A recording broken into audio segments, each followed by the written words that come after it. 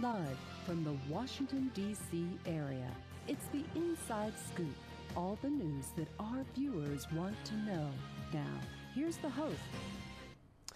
Good evening and welcome to Inside Scoop. My name is Morgan Jameson. We are joined by Fairfax County Clerk of Court for the 19th Judicial District, Chris Falcon. Chris, thank you so much for joining us this evening. Morgan, you bet. Thanks for having me on the show tonight. Absolutely. So, okay, let's just start with the 19th Judicial District. Can you explain to me what that is and why that's a thing? Yeah, absolutely. So the Commonwealth of Virginia is chopped up into different judicial districts. So if you look at a map, it'll have different counties, sometimes grouped together into one judicial district. But the 19th Judicial District is Fairfax County and the city of Fairfax. So that's the one that we're part of here. Excellent. And there are how many, were you saying, in the entire Commonwealth? Oh, you're putting me on the spot. I'm one of 120 county clerks of the court, but there's less judicial districts. Right. Now, is the seniority, the higher the number, the better it is, or the lower? Because I know you're definitely 98 out of those 120, so... It's the lower number. So I see. Us newer clerks have a much higher number license plate. I was 99 last year. I'm 98 this year. And I don't quiz me, but we do have a county clerk of court who's got the number one. And I believe he's been clerk for over 45 years, if I'm not mistaken. All right. Those numbered plates in Virginia, that's how you know the smaller the number, the more important that person is, or longer they've been in office. That's right. One or the other. So first elected in 2023, is there going to be a second elected in the future possibly, or do I have to stop with first? You put me on the spot. I like the job a lot. Okay. I'm having a good time, and I think we're getting a lot of good things done in the county courthouse. But all I can say is I'm very, very happy to be the circuit court clerk for the county of Fairfax and the city of Fairfax. Okay, so tell me about what it is the clerk of court does for our viewers who might not know that you even exist. Yeah, absolutely. No offense. None taken. So one way that I describe it is the clerk of the circuit court serves very much like the chief operating officer, the COO of the courthouse. So we manage all of the behind the scenes operations. If you think of the chief judge of the circuit court, kind of like the CEO, I'm the COO. So managing the staff, managing the different divisions at the circuit court. So we have a criminal division, a civil division, land records, probate, public services. We have court and jury services. So different shops that every day are doing very important tasks. So in Fairfax County, Fairfax City, our court is over 170 people every single day that are working hard to make sure that you have a functioning court system here. So I oversee those operations, and that also includes the issuance of marriage licenses to people that live here in the county, but not just people that are residents. Anyone that is over the age of 18 can walk in and apply for a marriage license at the Fairfax Circuit Court, and that is not the case in all counties in Virginia. So I'm very proud that we're actually offering those services not just to our residents or a select group, but to all. We're also where people come and probate wills. So when people pass away and their loved ones and surviving family members have to make an appointment and bring in the will, or someone that passed away without a will. But it's also where all the lawsuits come in. So the civil division handles cases where there's a controversy over a certain amount, Party A suing Party B. And then our criminal division handles, for the most part, cases that are felonies and above. So we stay pretty busy. Last year, we opened almost 30,000 civil, criminal, and fiduciary, like wills type cases combined. That number has increased. So we have a population of over 1.1, I think nearing 1.2 million in Fairfax. And we have just cases galore in the circuit court. But I mean, between the operations, the other big one, too, is also sending out jury summonses. So everyone, for our viewers at home, if you've received one of those envelopes, they come with my name on it that tell people that they have to appear on a certain day to do their civic duty and serve on a jury. But we have over 800 duties under Virginia law that the Circuit Court Clerk's Office is responsible for. So this summons brought to you by Clerk of Court Chris Falcon. Got it. It's a lovely message for some folks to get, but totally understood. No, that's a lot that you're doing. It also sounds like a lot of paper and paperwork. Mm-hmm. Is there a massive vault under the courthouse? What do you do with this? Is there a giant paper shredder? How does the pulp work here? So there's definitely a lot of paper, but don't get me wrong. There is no vault per se, but we do have a lot of space that we are currently using to hold files. So anyone that's gone to our website, you can go on our website now if you'd like. You can see that we have file storage locations at the physical courthouse. We also have an off-site facility where people can go and go see files that we've kept at this archives off of Prosperity Avenue here in Fairfax County. So we do make a lot of files, but I know we'll be getting into it in a little bit. I think we're starting to make less files, and we're starting to use digital technology more instead of creating more and more paper files. Because if you create tens of thousands of files per year, you're going to run out of space eventually. So we've really made a concerted effort to start using technology a little bit more. Well, I'm sure the Lorax would appreciate you for sure. Good book. So. There's a lot going on, and I know that you are working on doing some things. And during the process of this show this evening, we're going to cover a myriad of topics, including satellite offices coming to a local community center near you. Mm-hmm. And also some compliance things, and as well as just some random regulatory and also authorities that have been granted over the years and how those have shifted, and kind of your involvement in some of that and shaping the way things are going. So let's jump into it, shall we? Sure. Clerk, holder of records.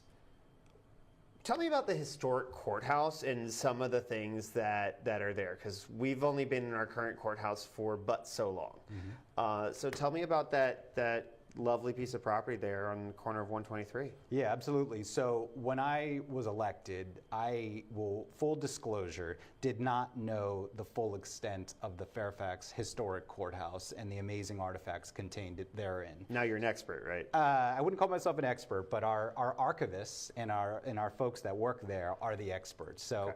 My knowledge about that place really starts after I've won my election. I had not entered the historic courthouse before, but it was originally built in 1799. So it is the first two-story courthouse in Virginia.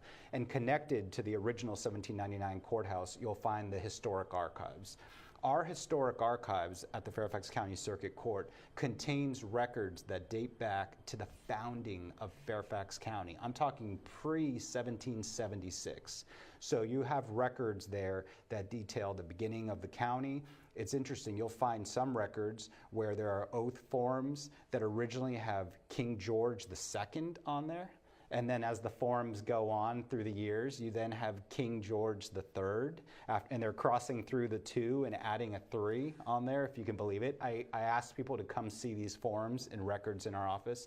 And then 1776 rolls around, and you've got people crossing out the kings altogether, and no more kings, right? It's unbelievable. We have records that are signed. This past Saturday, we opened up the historic courthouse to the community. Okay. During the City of Fairfax Chocolate Lovers Festival, we held an open house there so that people could come in and see our history. We have records signed by Patrick Henry. The original Washington wills are there. So you can come and see George Washington's will, Mary Washington's will. They're not always out in display, but we do have them out for special events. And that record is kept on file with the county clerk of court because by law, people have to bring the will and testament to our office. Now, what's the argument for it to be in your office versus in some of these things in the Smithsonian archives?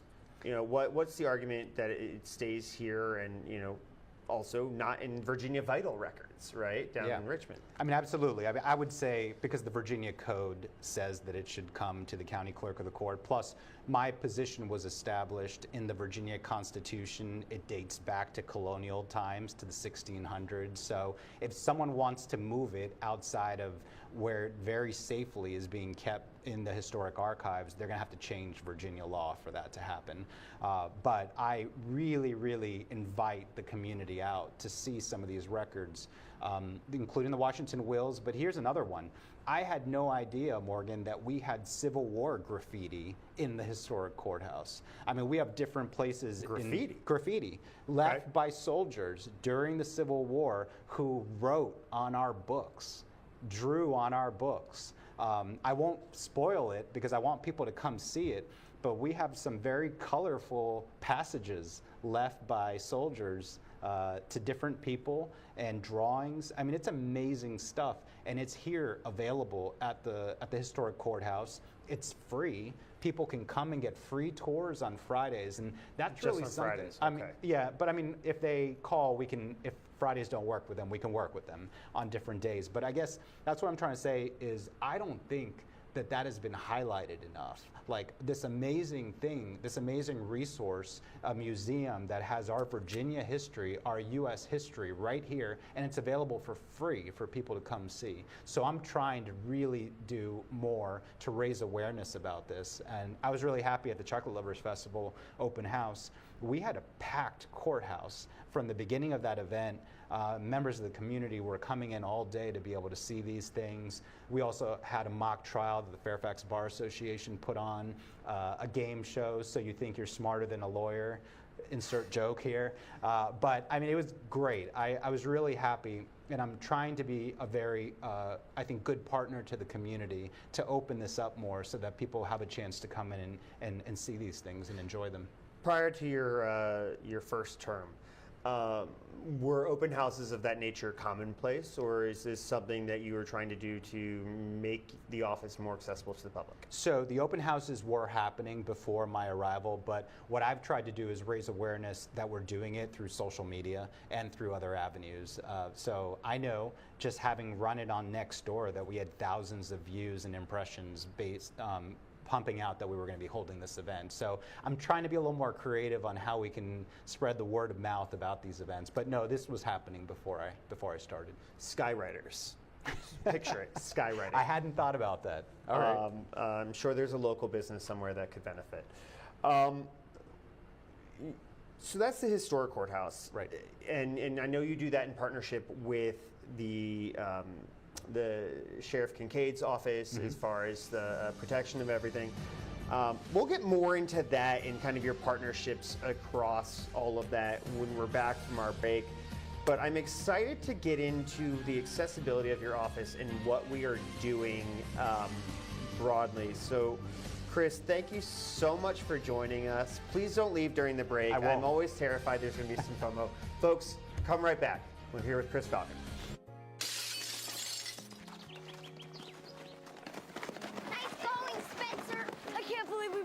Old man Hennessy's window. Correction, dude.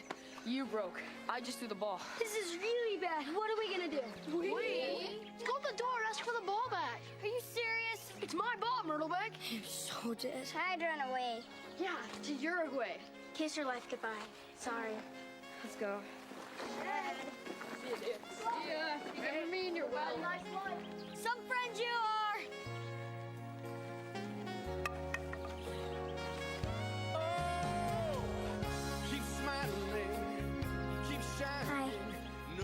Hi. Tell him it was an accident. And we can fix the window. Come on. I'll come with you. Loyalty. Pass it on. You go first. A message from the Foundation for a Better Life. One day these rats were playing in the woods. Well, it's some matches and that's no good. Listen to smoke before you give it a try. Only you. Don't play with matches. Don't play with fire. Cause there's nothing very funny about nothing very nice on a homeless mind. So if a gorgeous force is what you desire, don't play with matches. Don't play with fire. Only you can prevent wildfires. Fire.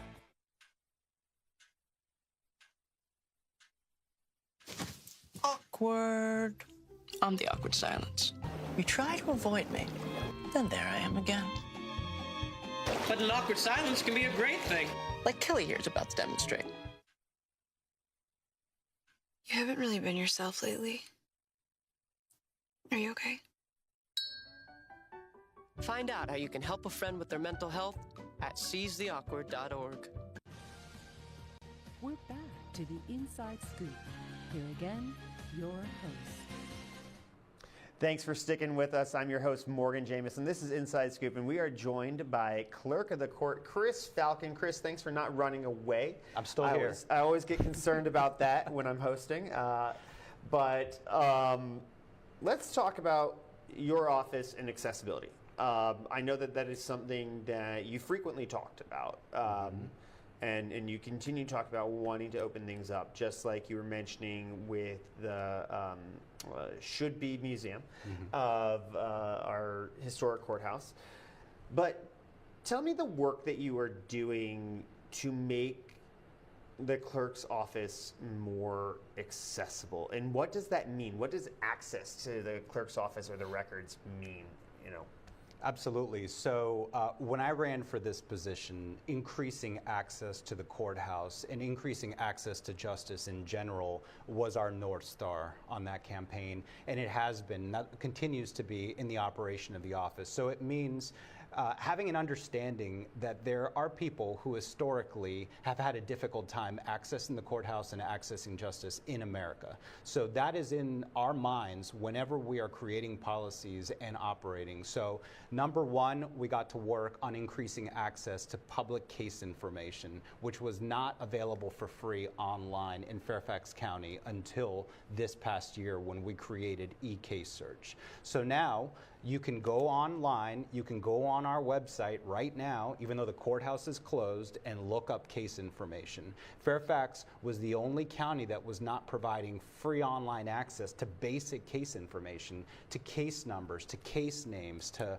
information about what courtroom or what judges heard cases. So that information was kept behind a paywall, or you had to physically go to the courthouse Monday through Friday during the hours that we were open. That to me was a major equity barrier for people. It was an equity barrier for people that I would meet at legal aid clinics on weekends. It was a barrier for people that don't have a way to leave their jobs in the middle of the work week. It was just a barrier in general. So when I got there, day one, I talked to staff and I talked to the Virginia Supreme Court, and I said, this is coming down, we're gonna get to work on this right away. So we developed through the staff in our office, the Fairfax Circuit Court Clerk's Office, the Department of Information Technology for Fairfax County, a program called eCase Search. And it talks to our case management system and now allows for 24/7 access to public case data for people to look up cases online right now, even though we are physically closed at the courthouse right now. And just to tell you how much that mattered, we had over 52,000 searches in the first 2 months alone of that program going live last July. How does that compare to 2 months prior? With the things that were behind the paywall before. Yeah, absolutely. I mean, the program that we've got, the Court's Public Access Network, still exists. There are people that utilize that program for things that they can't get on this free program that we now have. So that program is still in existence. But, I mean, it was exponentially much larger, the number of searches. But we started at 0. So remember that, in June, 0 searches because it didn't exist, right? But I am proud to know that out of those searches, we have a lot of Fairfax County residents that are being able to find their case information without physically having to come to our courthouse. We love seeing our neighbors and our friends and our residents at the courthouse, but if there's a way to save them a little bit of time and not have them have to come and leave their jobs or leave their family, it's also understanding that not everyone owns their own transportation, right? There are people that I spoke to who are having to come all the way from Mount Vernon in South County all the way to the courthouse using public transportation. So I think it was tone deaf to the issues, but we are now solving that and connecting people to that information, and I'm really happy about that. So when you talk about accessibility, you mean being able to access court information, court services, where people are, when they are. You can access the information on some island oasis if you so choose. Exactly. As long as you have internet, right? Meeting people where they are, right? That's the term that we have in terms of equitable access to justice, equitable access to the courthouse. I stand for both those things, but it's about understanding that you have to meet people where they are. And that's the same thought that was in our mind when we created the satellite service program in Reston. I was going to say, so there's only one courthouse. Mm-hmm. But how do you get your physical services to folks who might not have that digital access or otherwise, or transportation? So there's a satellite. Tell me about the satellite office. Tell me what's going on there at the Kathy Hudgens Community Center in Reston. Absolutely. So again, running for the position, I was very open that I wanted to start holding satellite and pop-ups around the county, because there are a lot of people that live nowhere near the circuit courthouse on Chambridge Road. So the idea that we had, and I have to give some thanks right now, thanks to Chairman McKay, thanks to Supervisor Alcorn, thanks to the County Executive Brian Hill and county staff for working with us to help identify a location where we could hold a pop-up courthouse one morning a month. So one morning a month, the second Tuesday of each month, we're at the Kathy Hudgens Community Center in Southgate in Reston. And on those mornings from 9 a.m. to noon, it's actually, we've changed the hours, they're 9:30 a.m. to 12:30. People can come and file paperwork into civil cases. They can apply for marriage licenses. They can come review files, get copies of court records, and they can also get free notary service. Now, free notary service is not something that the state code says we need to do, but it is something that we are doing anyways because we've seen a need in the community for that. And I'm just excited. We had so much county support to be able to offer that. But I also have to give a huge thanks to the staff at our courthouse. When I came in with these crazy new ideas, the staff didn't say, oh, well, we don't want to do new stuff. They actually said, Mr. Falcon, that sounds awesome. How can we be a part of it? Can we be a part of satellite service? We really want to do that. So incredibly grateful to our IT team, to our public services team, to our land records team, who all leaned in on this new program to offer services in places that are closer to where people live. Communities that we identified that have a lot of people who may not have access to transportation. So now we can meet them in those communities, and we're looking to hopefully expand that program. I was going to ask if there was some other potential sites on the horizon for you. You mentioned issue marriage licenses. What about marrying people? Are judges going to these sites too to conduct ceremonies and whatnot? Not yet, but we do have some exciting news. I'm very excited to break this tonight.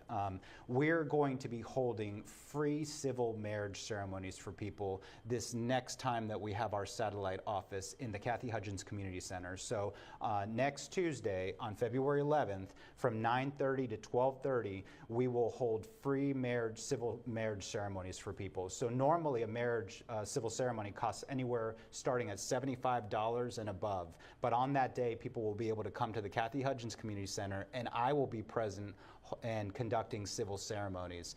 State law says you can charge up to $75, but it doesn't say that I can't waive that fee, recognizing that we're in a moment right now where a lot of our residents here in Fairfax County are feeling the pinch. So we're doing a little something that I think is actually going to have a huge impact for our county, for our residents and neighbors. So you said that law took effect in July of 2024. Is it just you who can do that, or can any of your deputies? Can you authorize folks? I can authorize deputies, so that's something we're looking at doing in the future. But for right now, that law was amended to, one of the things it did was add county clerks of the court as someone that's authorized to now perform civil marriage ceremonies. So I'm very happy to see that the other circuit court clerks are starting to exercise that power around the Commonwealth. I'm happy when I go on social media and see different ones are holding marriage ceremonies. We've been given that power by the state legislature, and I think we need to use it. Absolutely. You're like a ship's captain. You can just marry anybody whenever you want, and so long as it's within Fairfax County, right? Anywhere in the Commonwealth of Virginia. Oh, well, there you go. There you go. Now, you were telling me right before the show that you were involved in pushing back a little bit when it came to marriage licenses. You told me that some marriage licenses were being rejected for not having gender markers. Somebody didn't check a box on a form. Tell me a little bit about that and how that shook out. Were people married or not? Yeah, absolutely. So sad to say, I was not sad to say this, but I was a deputy clerk in Arlington County before I ran for the office here in my hometown of Fairfax County. But in the year 2022, I am sad to say, there were a number of marriage licenses that were rejected by the Commonwealth of Virginia because one of the spouses had not chosen male or female on the marriage license forms. So when they were received, they were sent back to us by the Division of Vital Records saying the couple has to choose male or female. And so I had to deliver that ridiculous news to a couple of people right around the holiday season that year. And I remember they asked me, are we married or not? And my answer to them was, yeah, you are married. So their next question was, well, what do we do? And I told them, I'm returning these marriage licenses to the Division of Vital Records with a cover letter that is asking them to state their statutory authority for why they've rejected your marriage licenses. So you're standing up for the constituents and the people you serve, regardless of their gender identity, regardless of checking the right boxes, so to speak, or literally in this case. But very exciting news. Very exciting news. February 11th. At the Kathy Hudgens Community Center, right in time for Valentine's Day. People are going to be able to have you officiate and sign their marriage licenses. That's right. To be clear, people still have to pay the marriage license application fee, right? I can't waive the $30 fee for getting a marriage license. But if they want to take advantage of free civil marriage ceremonies, then they'll be able to come there that day. And yes, in the spirit of Valentine's Week, we're very happy to be doing this. That is fantastic. How great. Do you have an over-under on how many you think you might be wedding? Well, we're still over a week out, and I was told that 20 couples have already told our Public Services Division that they plan to be there. So I have a feeling we might be busy that day. 20 couples. All right. Well, that's exciting. Can you do them in mass, or do they have to be one at a time? I mean, we could do them in mass, but I intend on having personalized one-on-ones. Yeah. That's excellent. That is really excellent. And how fun to use that authority granted to you and give back to the community that you're from and that you love so much and you're here to serve. Thank you. I mean, I think it's fun, but it's also a recognition that those $75 for many people is going to be rent, right? Or groceries. So we're also responding to that right now. Well, especially with the cost of eggs still going up, and this is the year of our Lord 2025. Every $75 we can save is money we can save. I'm Morgan Jameson. This is Inside Scoop. Don't go anywhere. We'll be right back with Chris Falcon. Okay, so we drowned the fire, stirred it, drowned it again, and now just feel if it's cold. Yeah. Cool.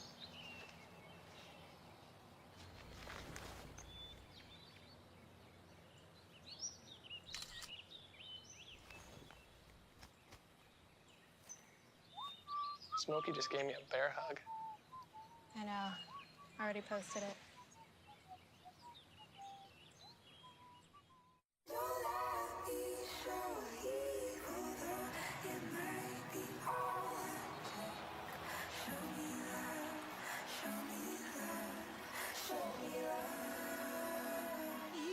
I got a crick in my neck, limp in my step, cramping in my muscles every time I try to flex.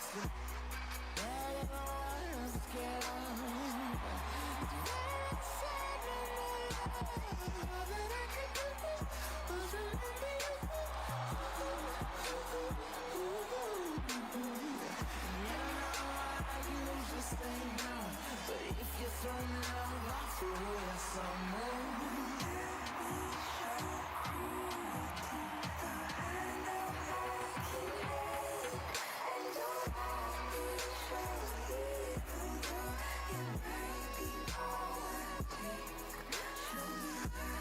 It's a big responsibility. Oh, it's huge. I know, it's huge. And the salary. Oh my god, yes. I mean, Right? like, I was about to move in with my parents, and right before, so this saved me. I really believe in you, you know. Thank you. It's nice to hear that from someone. These are cool. Did you, what did you?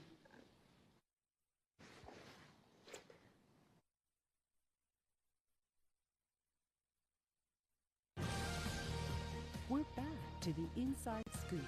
Here again, your host. Thanks for sticking around. This is Inside Scoop. I'm your host, Morgan Jameson. We are joined by Clerk of the Court, Chris Falcon. Chris, once again, thanks for not running anywhere. I really appreciate that. So you said something interesting before that is kind of leading this train of thought here.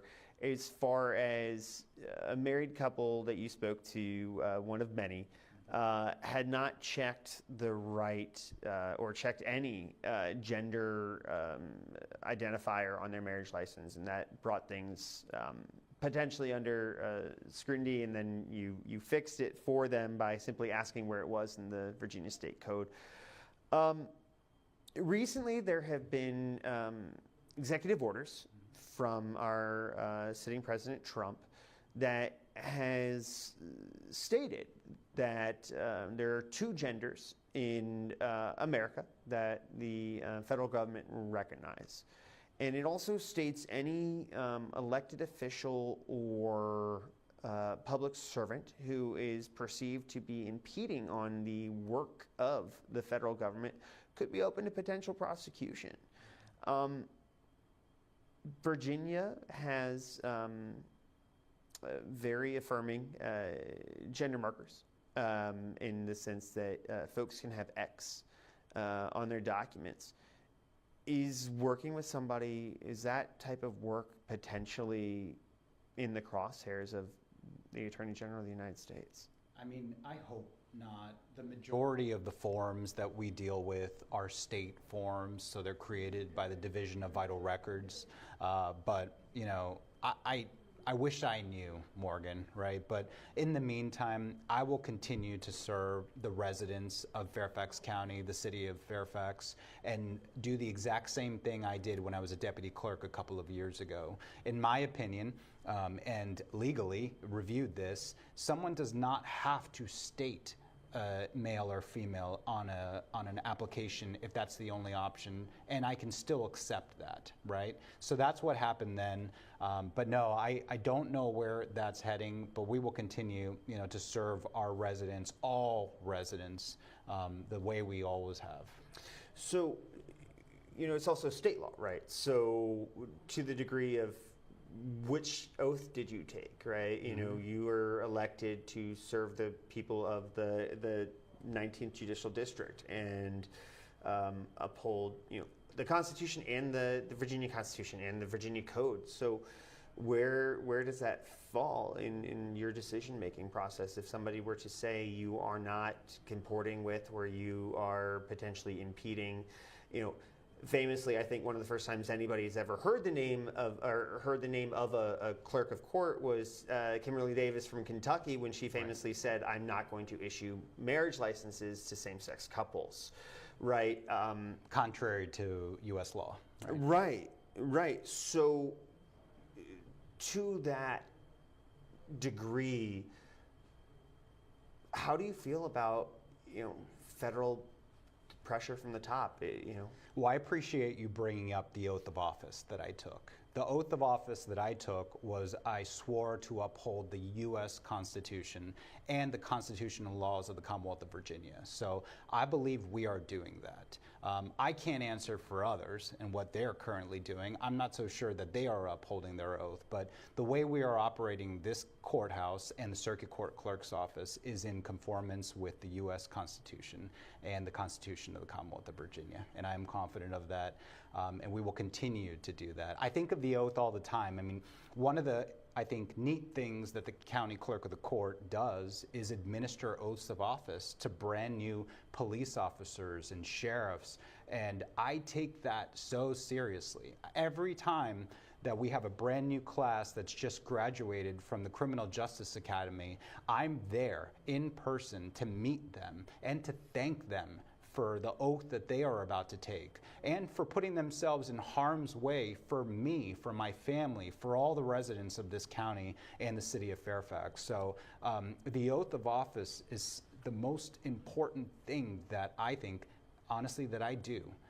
To administer that oath and to get a chance to thank our partners in public safety for what they're doing. And I know they take their oath very seriously. And I hope everyone is. And they're not public safety officers until you've administered the oath. That's so, right. so you've been there and you've seen the change in the diversity of these recruit classes and how it's looking more and more like our friends and neighbors here in Fairfax County, Northern Virginia, all the languages spoken, just the diversity. So you've seen that firsthand. I have. It's amazing. I mean, it's such a diverse class and young, and I think it's such an important thing that it's looking more like Fairfax, right? I mean, when I became clerk of the circuit court, I became the first Latino to ever hold this position in Virginia history, not just in Fairfax history, but in Virginia history. It's important to have people in these positions that reflect the diversity of where they live,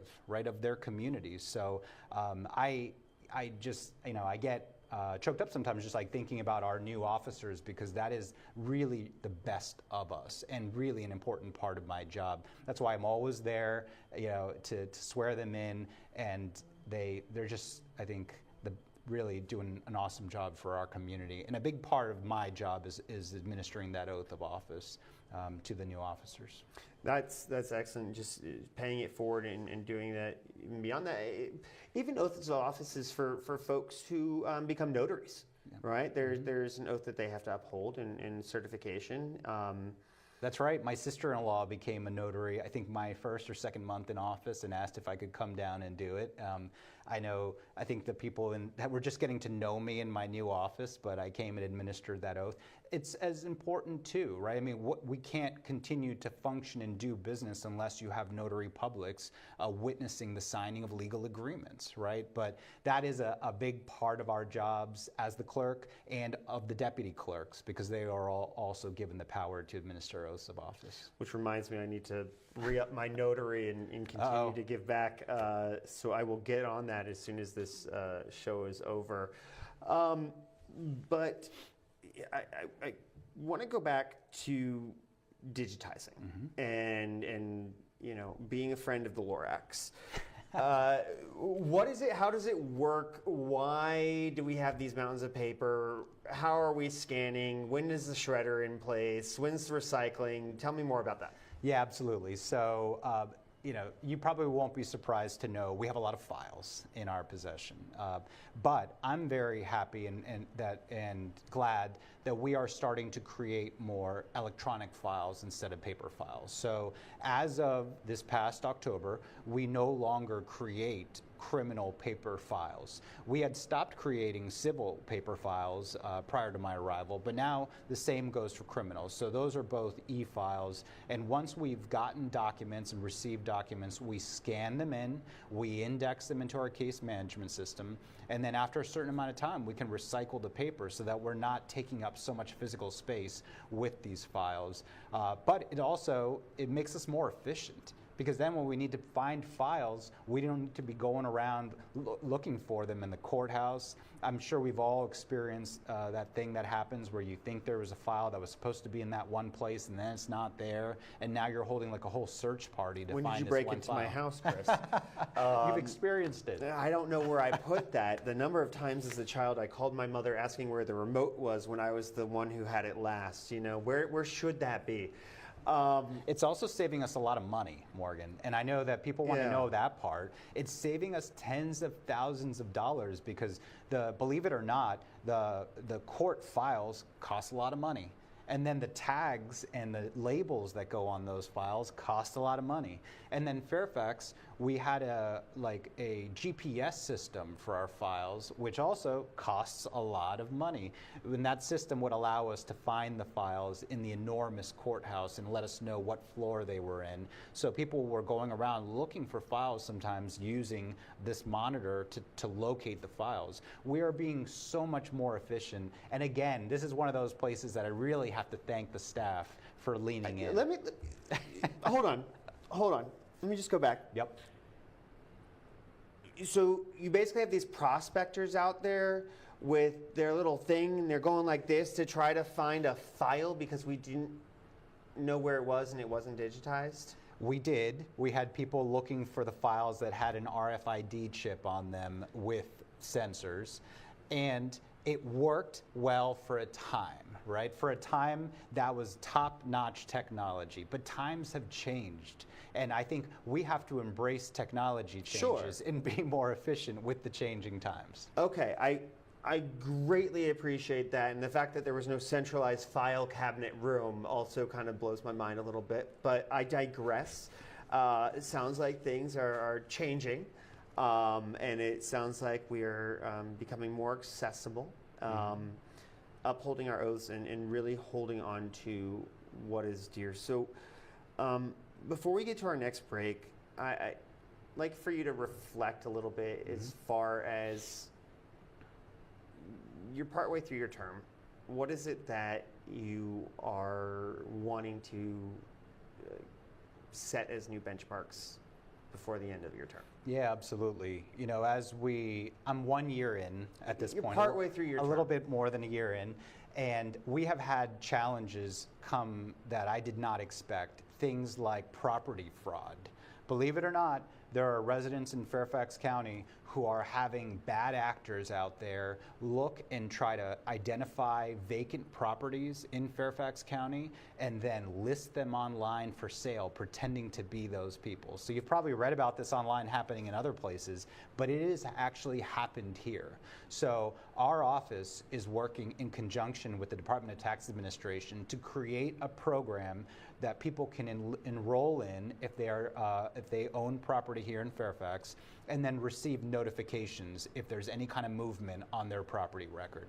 Now, this exists. There are private companies out there that'll sell you programs like this, but I don't know of anywhere in Virginia where the county clerk of the court is working to create one which will be totally free for residents. So I'm very excited about that. I think it's a big priority because there's an enormous amount of fraud that uses the court system, not just with this property fraud, but jury services. There are constant scams being put out there that tell people that they're going to be arrested unless they pay money over the phone. For the record, please, folks, we do not call you and ask for money over the phone because you didn't appear for court. That is not us. If you get calls like that, if you get text messages like that, please hang up and call the courthouse. And it's because certainly it is not with a gift card, right? It's certainly Definitely not not. with a gift card or Bitcoin or any of those things. But yeah, fighting fraud is a big push for us in this next year. Well, I'm excited to see what you do with that. Absolutely.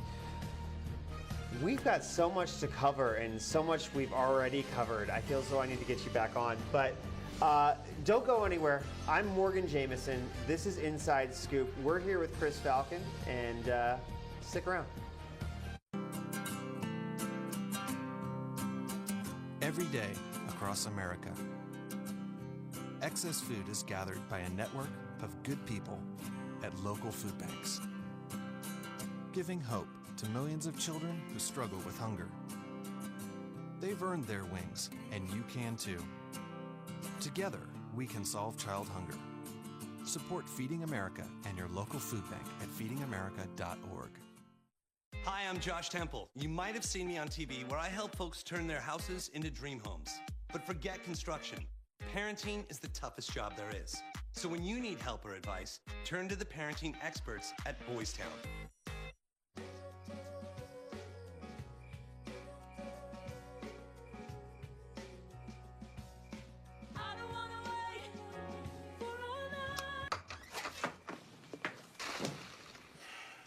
I was afraid of that.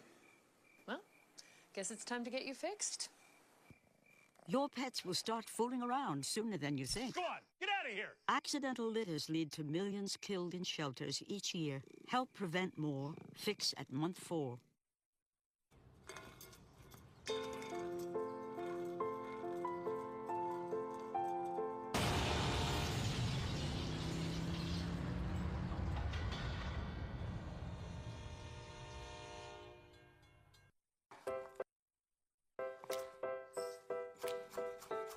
Food. It nourishes, brings us together, and adds flavor to life. That's why it's important to wash hands, surfaces, and fresh produce.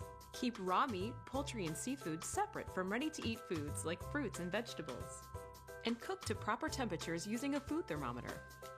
Enjoy, and refrigerate leftovers within 2 hours. For more tips on safely preparing foods, visit homefoodsafety.org. We're back to the Inside Scoop. Here again, your host.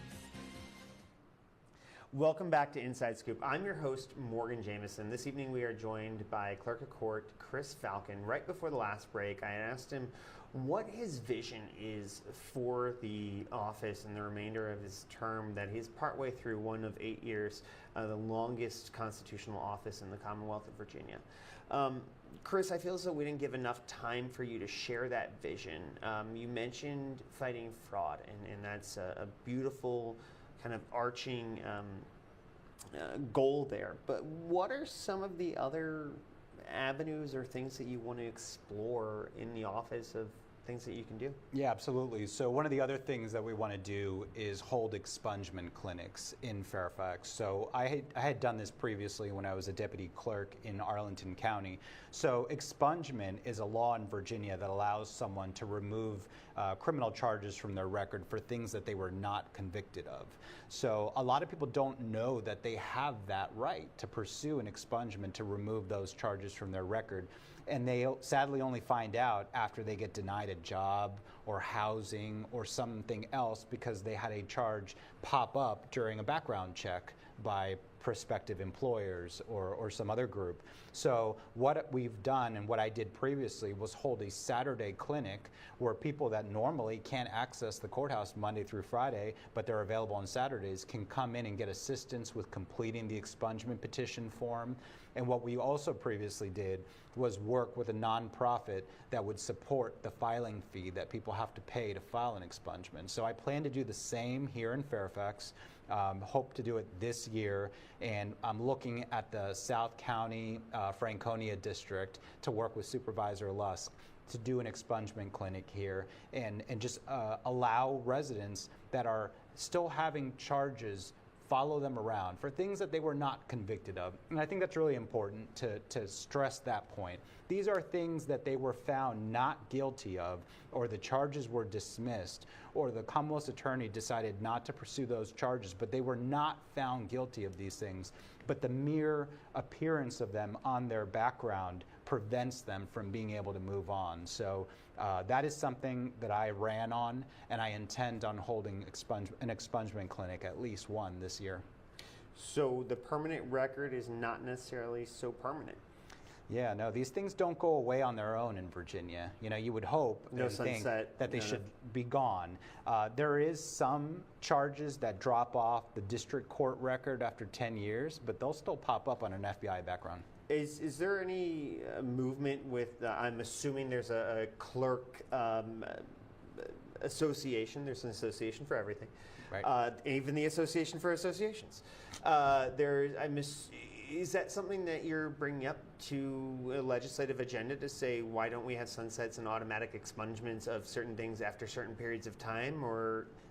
So it's an important issue. I know that the Virginia Circuit Court Clerks Association has a legislative committee, so the clerks of court can bring up certain issues to the Leg Committee to discuss.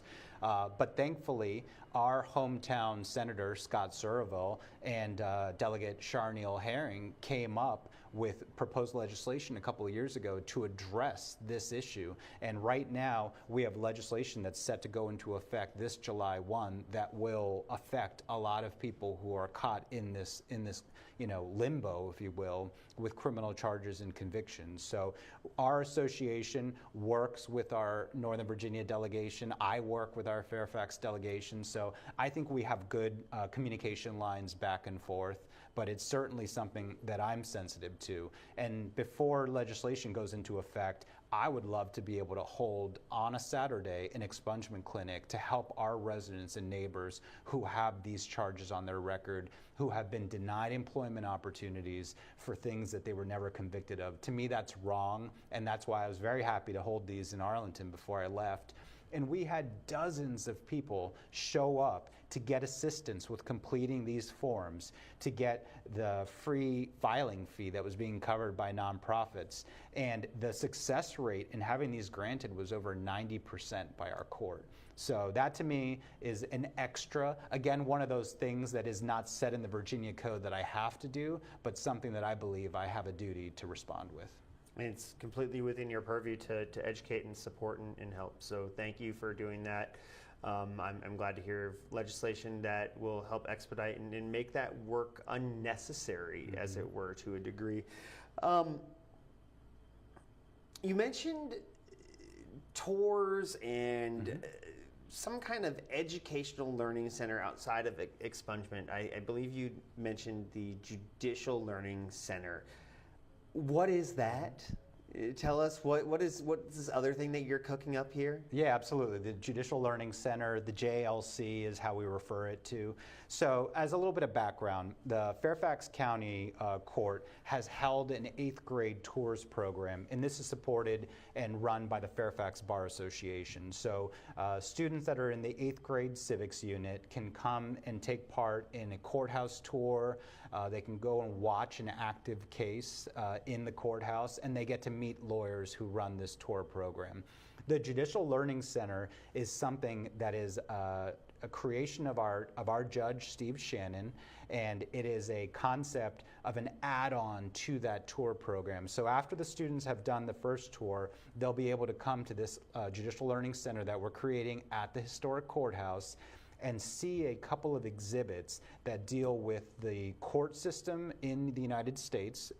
It gives them an overview of the court system, and then it also focuses on a couple of Fairfax County civil rights cases and shows the students a case about the first all-black grand jury, and then also other cases that impacted Fairfax residents and the civil rights system in Fairfax County. So I'm really excited that we are creating this Judicial Learning Center. It's going to be the very first one at a circuit court anywhere in the United States.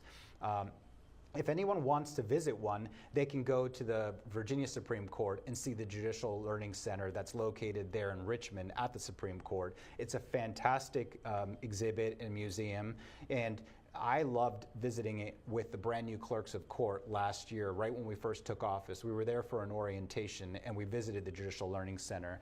And you walk in, Morgan, and you see an exhibit for Loving v. Virginia. As soon as you walk in, it's right there.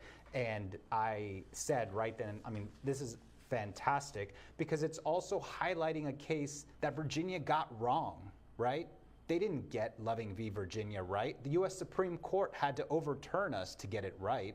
But thankfully, my marriage is legal in this country because of Loving v. Virginia that allows for interracial marriage, right? Right. So I think that's what's going to be awesome about ours. We're going to have a couple of cases that may not have been gotten right by Fairfax, right? I don't want to spoil it. People have to come and visit it and find out what happened. But I think for young people, for me in particular, I got interested in the law in 8th grade because of the civics unit, because of the mock trial unit, but also because I read and watched 12 Angry Men, and I got upset seeing a case where there was someone who people were already prejudging because of the color of their skin, right? Or because we know that person did that. And young 12-year-old Chris Falcon said, that's not right. That's not right. And so I raised my hand to be one of the lawyers in the mock trial, and the rest is history. I mean, I did not know I would actually end up being an attorney one day, but it got that emotional connection and made me upset and got me more interested in our civic system in this country, which I think we need more of right now. Must be why you ran for office, is to just keep giving back. Quick history lesson / pop quiz. You've mentioned it a few times. Circuit court. Why do we call it a circuit court? Please tell me you know the answer Oh boy. to this. Well, because there's the different circuits all around Virginia, and believe it or not, judges used to ride the circuit and go visit the different places. I've actually tried cases in other parts of Virginia where there's a judge that rides the circuit and goes to the different county courthouses. So they're not just based in one, right?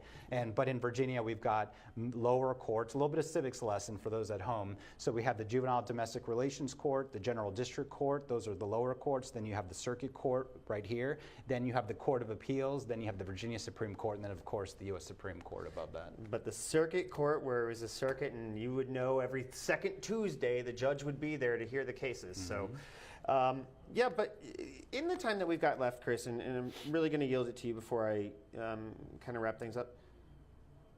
Why'd you run for this? Why did you want this job, other than being inspired and feeling it? Why'd you want this job? I appreciate that you asked that. I remember my friends thought I was crazy when I went to go work for the courts. I was a practicing trial lawyer, and then in 2013 and in 2014, I went to go work for the Arlington Circuit Court. And some people were like, "You're going to work at the clerk's office? You're a trial lawyer. You're already a practicing attorney. We don't get it." I started to get it right away because daily I was helping residents and my people that lived around us that were coming in as a place of last resort because they had nowhere else to turn to, because they were dealing with fighting to their divorce cases or child custody cases. I don't know that everyone knows this, but there's no guarantee to counsel in custody cases. So we have people here who are representing themselves and doing the best they can to fight for custody of their children. So what I saw was this opportunity to work at the courthouse, to connect residents with legal resources, because I can't give them legal advice. We're not permitted to do that. But we can connect them with forms. We can show them where the law library is and where there might be a book that answers that question. So I loved that my job allowed me to do what I was already doing on weekends, which is volunteering with legal aid and doing it as my 9 to 5 and helping my community at the same time. So the years went by, and I decided I wanted to make a career out of it, and why not do this crazy thing and run for the Fairfax Circuit Court Clerk of the Court the next time it came up on the ballot. I loved it so much that I felt that I could make a difference by having a position in an elected office, an 8-year term, where I could make an impact on my community and make it a little bit better for people. That's really fantastic, is taking that passion and giving it back in the way that you can, and being a true public servant and upholding your oath. Chris, you have been a fantastic guest on this show. Thank you. Of the few that I've done here in studio, I feel like I'm just working my way through the courthouse. I've got to get a judge, and I've got to get the sheriff in here at some point. You have to come get your oath, I help think. me there. I'll do that. I'll ask them while I'm there. But I'm very much looking forward to getting you back. You've got the mobile clinic, or the satellite offices, happening on February the 11th. That's right. Kathy Hudgens Community Center. Free weddings, free marriage. You still got to pay the $35 license. But that's really great. Right ahead of Valentine's Day. Sign up now. It sounds like it's popular. That's right. Folks, thanks for joining us this evening. My name is Morgan Jameson. We've been joined by Chris Falcon. This is Inside Scoop.